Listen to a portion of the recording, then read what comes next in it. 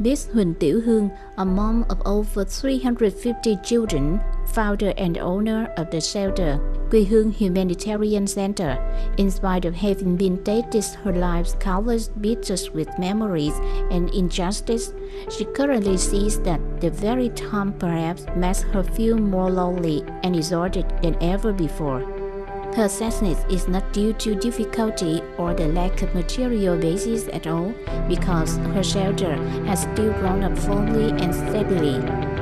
Her children have been well educated, nourished, and very docile. And as of herself, although her health is gradually declining, she still finds it fit enough for her to guerrilla shuttle between the United States and Vietnam for both medical treatment and money earning to bring up her children.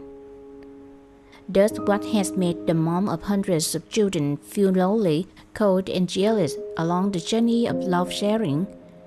It is the indifference and the insensitiveness among the folk in this life that is gradually widening, and the space for affection, sharing, and mutual understanding stays increasingly sunk to such a desponding extent that someone has said that the coldest place is not the Arctic, but the place in which human affection is not present.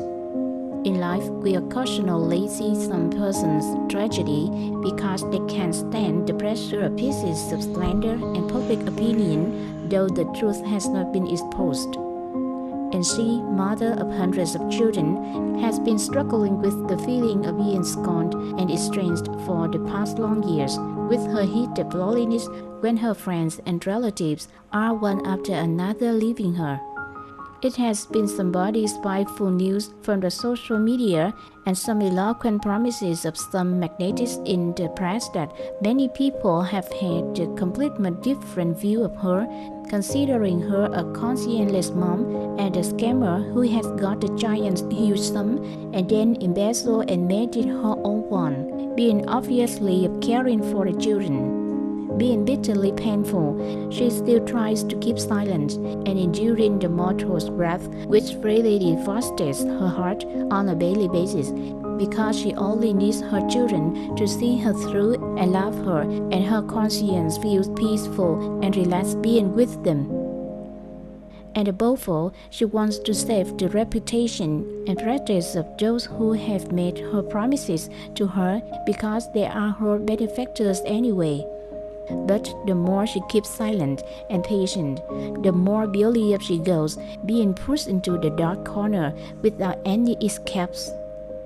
The tragedy that really happened to Miss Tiểu Hương and her children was probably from the promise of the female magnate called Nguyễn Thị Liễu, made during the grand wedding of her son on December the 29th of 2012 in the mountainous town of Hương Sơn District, Hà Tĩnh Province. The wedding reached nearly 4,000 guests, with a large and powerful car fleet to meet the bride and bring her home, as well as overseas and domestic famous singers. According to various sources of information, this wedding ceremony costed the owner tens of millions of Vietnam dong. Everyone did praise and admire such a unique wedding in the mountainous village of Hương Sơn, not only because of its grandness and lavishness, but also because of the source of information. Miss Liu stated at the wedding ceremony that some newspapers did subsequently report. The businesswoman confirmed that all the lucky money for the wedding's bride and groom, estimated at the over 50 billion Vietnam dong, will be set aside as donations to Quê Hương Humanitarian Center in Bình Dương Province, founded and directed by Miss Huỳnh Tiểu Hương.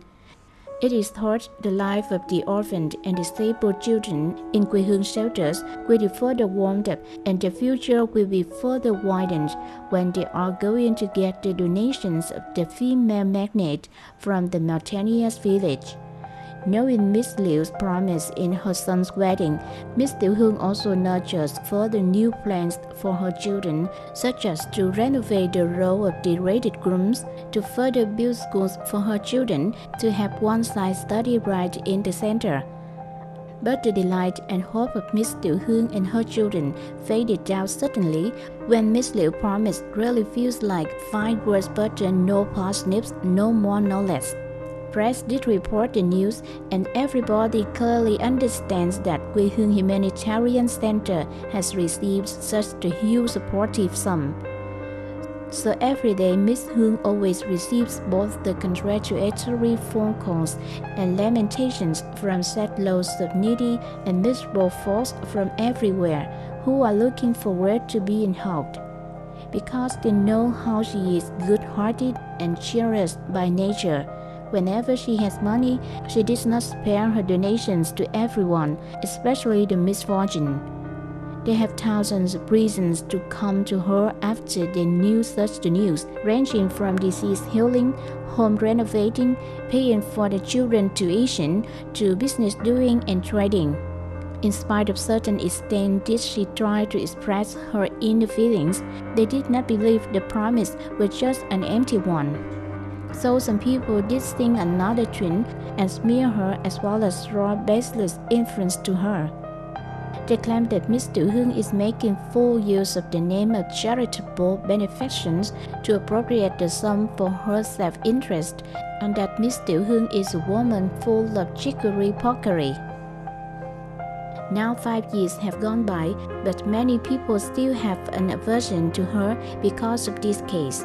Some people also call on their friends, relatives to boycott Quê Hương Humanitarian Center and Miss Huỳnh Tiểu Hương. Physical difficulties are probably meaning nothing compared to the sling or children that she has suffered for many years. She always wonders herself, what have I done wrong to take such a scorn and contempt of this mortal? When are these pressures going to let me go? A person having relatives and cousins as I am, a person who has devoted all of love and wealth to my children as I am, then who, where and what my self-interest is dedicated to. But then before long has she realized that throughout her lifespan, for countless times has she been bullied, tortured and insulted both physical and mentally, but then she has still got through all of them. It is unlikely such the understanding that can make her give up. No matter what goes on, she has to stand up and goes beyond herself. Apart from the promise of Miss Nguyễn Thị Liễu, for the last 15 years, Miss Tiểu Hương and her children have received countless promises from various visitors to the center, and then they have happened to forget right after her leaving the center. That is the promise from the charity organization of An Thiện Nhân, a non-governmental charity organization in India, which has pledged to donate 70 billion Vietnam dong for the center's infrastructure expansion, or the promise of Diệp Bạch Dương Real Estate Company has made to give its monthly donation of 100 million Vietnam dong to join efforts to raise the children. These virtual promises have increasingly made the community believe that Miss Tiểu Hương was financially plentiful, and consequently, subsequent relief and support activities to the center are also becoming sparser and scarcer. Even many of her long-time friends and benefactors have left her gradually. The burdens of clothes, meals and money have been thus growing heavier and heavier with Miss Tiểu Hương. Despite the heat of difficulties, she and her partners have been determined to overcome this challenge. Miss Tiểu Hương tries to handle more things such as trading desks and chairs, opening restaurants to earn further money for the center's spending. Deep in her heart core, there's always lie a thought that, with or without the social community's support, she is going to manage to maintain Quê Hương Humanitarian Center with all her efforts. Now, even though the truth has been exposed and the whole community has seen through her heart and suffering, almost every day does she also get some bad stuff about her.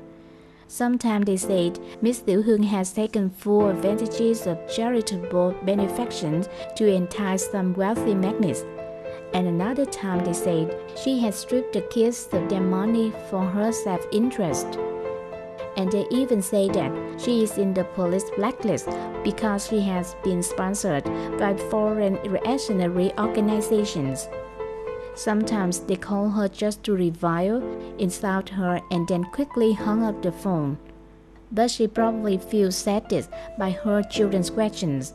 "Mom, why have they said you are a bad mom and a defrauder?" I do not want them to keep saying such things as this. All have made her heart more thrilled.